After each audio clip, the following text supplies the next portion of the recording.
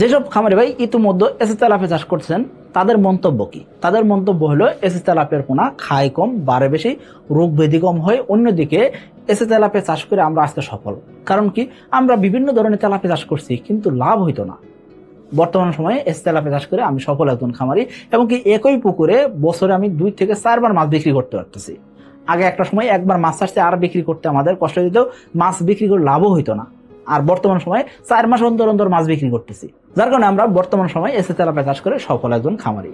এই যে সফল খামারি, এরকম বাংলাদেশে অসংখ্য সফল খামারির কথা আপনি শুনবেন। আমাদের খামারির ইন্টারভিউ আমরা প্রতি সপ্তাহে একবার করে দেখানোর চেষ্টা করি। এখন আপনি বলতেন ভাই খামারি ইন্টারভিউ কেন দেখাচ্ছেন?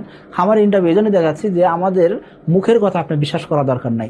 আমাদের খামারিরা একদম মাটির মানুষ, তারা একদম গ্রামে গঞ্জে বসবাস করেন। গ্রামে গঞ্জে বসে থেকে তাদের খামারে মাছ চাষ করে তারা আজকে একজন চাকরিজীবী যেরকম ইনকাম না করেন তার চেয়ে বেশি ইনকাম করতেছেন।